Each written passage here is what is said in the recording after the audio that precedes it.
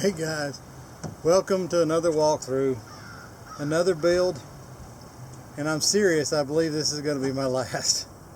If I can give you any wisdom as far as building on boats, that my best piece of knowledge that I've learned between the Ginu and building this one is if you're working on them, you ain't fishing in them. And I can't tell you the number of days that this boat has cost me that I should have been fishing, I should have been hunting, I should have been doing something other than working on a boat. I like the way it turned out. Hopefully I'm going to keep this one for a while. The Ginu was a great boat. It just didn't fit for me where the rocks are at, and I need something that I can take around rocks and things like that, and I'm not going to have to worry about. So glass was out. I ended up going back to aluminum. This is a 1979 model Yazoo 1440, so it's 14 feet long, 40 inches across the bottom. And it was in really bad shape when I got it, but it did not leak. And I took a pressure washer to it, shot all the rivets and looked, everything I could see, there was no leaks in it, so I knew it was a solid hull. And that's the reason I said if I was going to spend the money to build one up, this would be a good one for it. But still, kind of like the Ginu, what I was looking for is more like a solo skiff, so I'll be running it alone most of the time. And but anyway, we'll walk through some of it. I'll show you some on the water footage. Today was the first day I got to actually get it out and run it. Pretty serious with everything in it, and it slowed it down. I think the best I got was about 9.5 miles an hour with the still running the 6.5 horsepower PPF wood duct. I like the motor a whole lot, you know, but for me that's about as fast as I could get out of it. So it just to put it out there, it's not fast, but as you can see in the video, hey, it'll run in frog spit. I jumped some logs, I went over some dry ground. It was definitely interesting. I hadn't been able to do anything like that before, especially anything that I've run with an outboard. So, but anyway, let's walk through the boat. We'll give you some on the water footage, and if y'all have any questions, because I did not shoot the process on video, I didn't want to bore you guys to death. There are plenty of really good channels out there. Tiny Boat Nation, a couple other ones that are out there that the guys do super work, and I learn from them. So this one is all riveted. I'm not a welder. If you looked at my boat, my kayak trailer, you'd see that, but the whole thing is riveted. I built everything in it. The deck, I split the back seats, took the seat out of the center, built the trolling motor mount, and built the battery tray, or the battery shelf for it. So everything is riveted in, and all told, I think I ended up with, in excess, no lie, of 325 to 350 rivets. But it's a neat setup. It's going to be very fishable.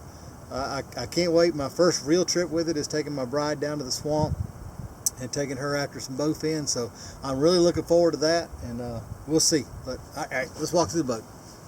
You can see the open area. I removed the center seat, and then where I removed the center seat, to me the boat was already had a lot of flex to it, and I don't know how well you can see it, but this is 125 aluminum floor. Underneath it there's 2 inches of foam from front all the way to the back, and what I did was actually went up the ribs a little bit with that the 125 going down the side. You can see that. To me, that actually made more rigidity in this boat than the center seat did. So I was very happy to have removed the center seat, because it opened it up. There's 83 inches of flat floor space up to where the ramp starts right here. That's my little battery stand there. I used some salvaged aluminum from an old cable tray that was underneath the deck, but this is all 125 and then completely foamed. The entire deck is foamed underneath it. Both not pontoons, sponsons, whatever you call them, bench seats back there in the back, both those are completely filled with foam. So foam in the front, pour foam and scrap foam, foam in the back, and then foam all the way down underneath the bottom. Let's hope if something happens, she's not going down. Put the trolling motor up there. I ended up, like I said, I built the trolling motor mount and put that on there. Of course, had to have my Orion, got it strapped down there in the middle.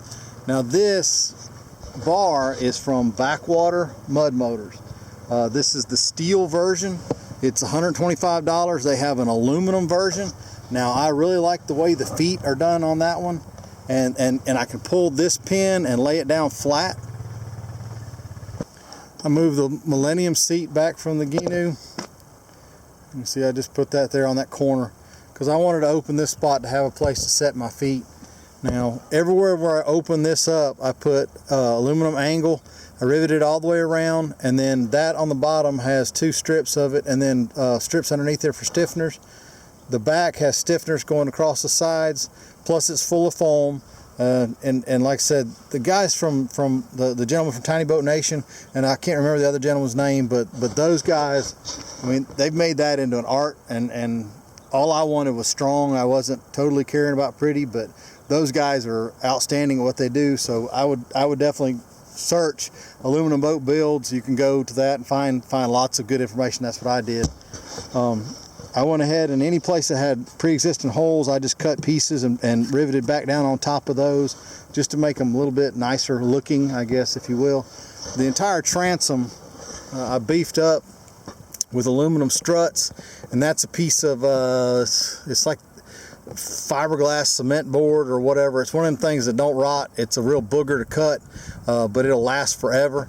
But I put that in there and then tied it all together with more aluminum struts, and then straightened out where you can tell somebody had hit something really hard in the past. But I moved the motor mount over from the Gnu. It remains to be seen whether or not I'll leave it on the motor mount or go back to mounting the motor on straight to the transom. We'll see. But again, that's the PPF. The green paint on the bottom is Fasco Steel Flex 2000. It is super slick. I mean, unbelievably slick. And if you put that on your boat, I promise you, do not unhook your boat until you are ready for it to hit the water. Because if you're on the deck and you unhook that boat, it is hitting the deck. I promise you, do not. I kid you not, this stuff is so slick. I put a little bit on my trailer accidentally when I was painting this thing down, and those places I'm going to have to remove them because where it's on my trailer, it is slick as ice. So just be aware of that. It is unbelievably slick. Now it's what airboaters use. They speak highly of it. To me, it went on a lot better than the Wetlander. The Wetlander was a multiple step process. This was just a clean and go. You had 15 minutes because it was curing, it was getting hot, and it was coming on with it. So just be aware of your external temperature whenever you're doing it. I think it had to be above 75 degrees. I actually had to do it in a shop because I couldn't, it's wintertime. I didn't have anything warm enough to do it. But it's unbelievably tough, so, and super slick. So, but I'm impressed with it so far. I couldn't even feel the dirt when I hit it back there. It just kind of slid right over it. I've checked underneath where I hit the log. Literally, you can't even tell. So that's definitely a positive. I'll keep y'all posted on that. Interior paint is a topside coating that's got a grit to it, a rubberized grit, so the whole boat's got a grit feel, kind of, a little bit of non-slip, which is really nice. And then I did the drizzle black on top of it, and I like the way it turns out. I put my rod holders on the side going up in there, and then some horizontals just in case I wanted to carry my fly rods with me. But I mean, so far, I'm impressed with it. It's a neat ride. I wish it was faster, but who doesn't? I mean, that's all part of it. I would love for it to be a whole lot faster, but I'm a kayaker. I don't go fast, so I'll either get used to it or figure out something else to do. But to be able to run through literally nothing, I mean, I keep saying frog spit, but I kid you not, I ran through nothing.